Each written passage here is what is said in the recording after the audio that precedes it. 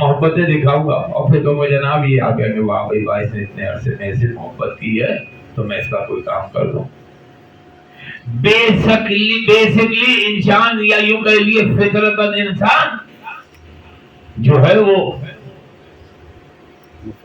اپنے کیا کہتے ہیں اسے انا کے اوپر اپنی اس کے اوپر رہتا ہے کہ کسی بھی طریقے سے مجھے کیا ضرورت پڑی ہے. وہ کسی کے کام نہیں کرتا اور اس کی اکڑ بھونگ نہیں ختم ہوتی. کر لو کتنے دن زمین کے اوپر, کسی دن تو زمین کے نیچے جاؤ گے. بھئی ہم فقریہ کہتے ہیں کہ جیسے بانی مجلس مدر عباس صاحب, ہم کہتے ہیں کہ جناب جب یہ مجلس ہوتی ہے تو ان کی روح یہاں پر آتی ہے, لیکن کس کی روح آتی ہے یہ بھی تو دیکھنا ہے. ہر کسی کی روح تو نہیں آئے گی. اگر کوئی عذاب قبر میں مبتلا ہو گیا تو ختم ہو گیا بات. جب فارغ ہوگا اولاد ہم ایسی چھوڑ کر گئے, ہمارے لیے کرتا کوئی کچھ نہیں. ہم نے کہاں سے بچنا ہے؟ چلو اگر اتفاقاً کوئی ایسا کام یا کوئی ایسا کوئی کام کیا تھا اور وہ جس کے لیے کیا تھا اس کو مرنے کے بعد وہ اس کو یاد کر دیتا ہے کہ یار اس بندے کا احسان ہے, تو اللہ اس کے گناہ پھر معاف کر دیتا ہے. اللہ تو موقع ڈھونڈتا ہے کہ اپنے بندے کے کس طریقے سے گناہ کو معاف کرنا ہے. اس کو تو اس چیز کی فکر ہی نہیں. وہ کہتا ہے میں چاہتا ہوں کہ میرے جتنے بندے ہیں وہ ویسے ہو جائیں جیسے میں چاہتا ہوں, میں نجات دے دوں. لیکن جانتا ہے کہ یہ نہیں ہوں گے, اسی لیے جہنم بڑی بنائی ہے, جنت چھوٹی بنی ہے.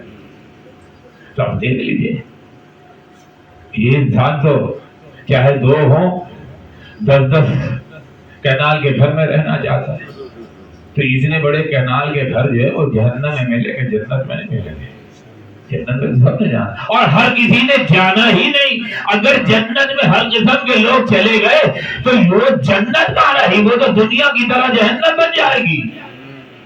وہاں پر تو وہ جائیں گے جو چنے ہوئے لوگ ہیں.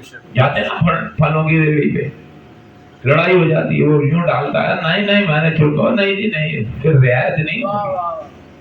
انسان ہر چیز چن کر لیتا ہے کہ ہر اچھی چیز میں لے لوں, تو کیا اللہ اپنی مخلوق میں بندے چن کر جنت میں نہیں ڈالے گا؟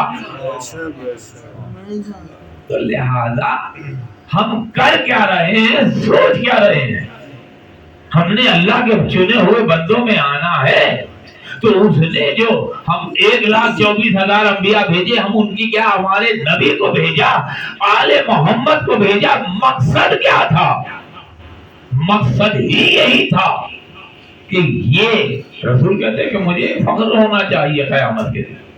مقصد کیا تھا؟ مقصد یہی تھا کہ یہ میرے نام لیوا, مجھ سے محبت کرنے والے, دعوے والے نہیں, محبت کرنے والے, جب ہم سے محبت کریں گے تو ان کا کردار ہو, عمل ہو, افکار ہو, شکل ہو, صورت ہو, رہن سہن ہو, پہنا اٹھنا بیٹھنا سب ہمارے تابع ہوگا. اور جب یہ تابع ہوگا تو ہم فخر سے کہیں گے دیکھو یہ میرا شیعہ جا رہا ہے. اور اگر ہم نام لیں گے تو یہ نہیں کہ وہ ہم بتائیں گے کہ یہ دیکھو ہمارا منافق جا رہا ہے.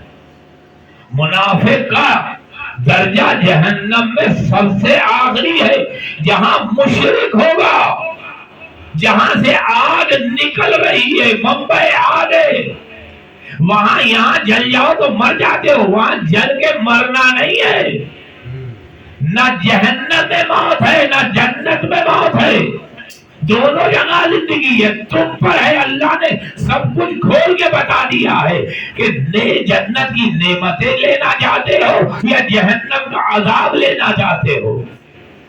ہم چاہتے ہیں کہ جنت ملے, لیکن ہمارے کام نہیں ہے کہ ہمیں جنت ملے.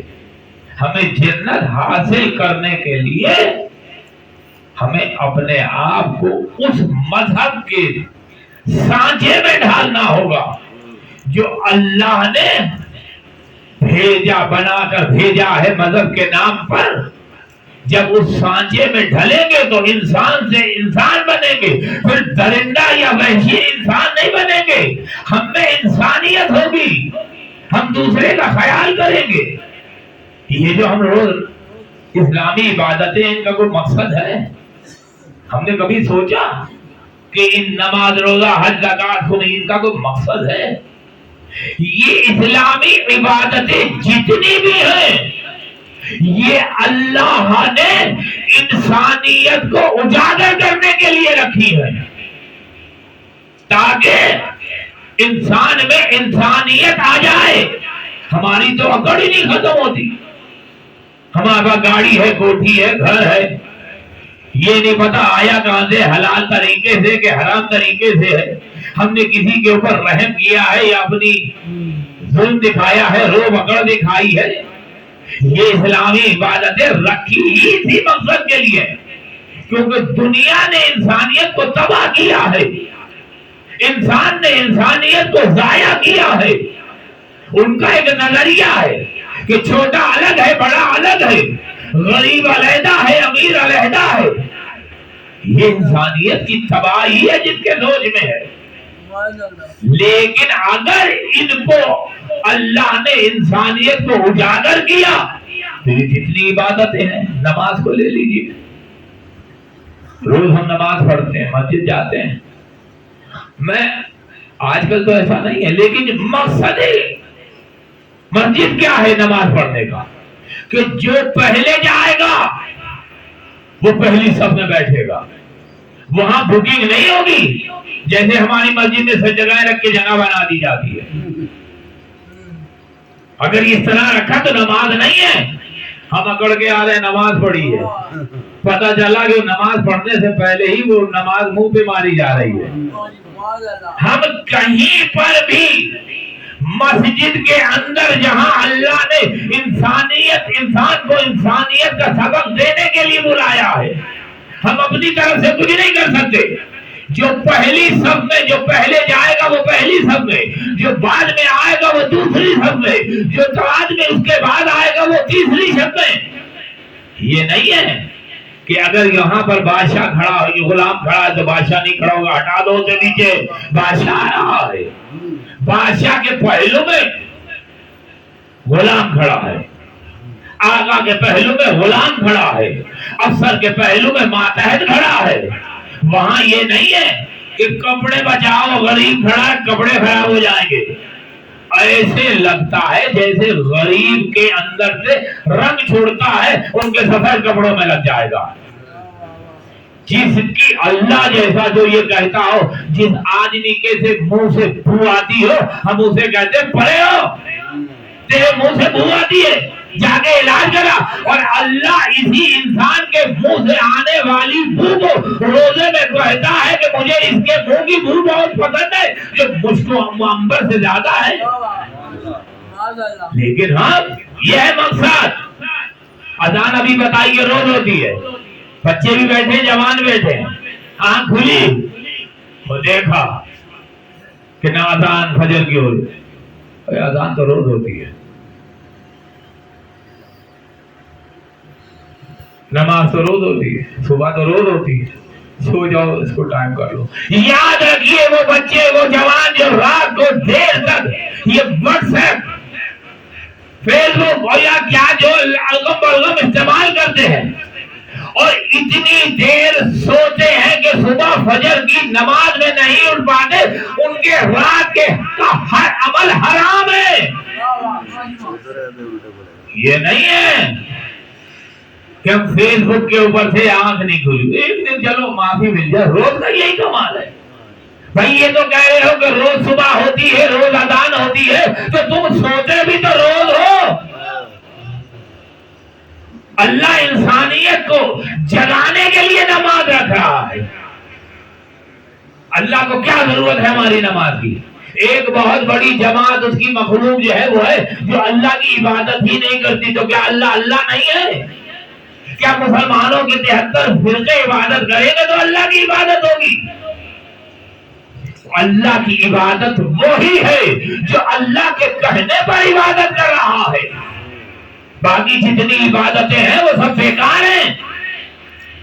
ہمارے یہ جوان، یہ بچے اپنے آپ کو سنبھالیں، یاد رکھیں کہ رات کو جاگ کر دیر تک نہ سونا ہر وہ عمل کرنا حرام ہے جو صبح کی نماز کو قضا کرا دے.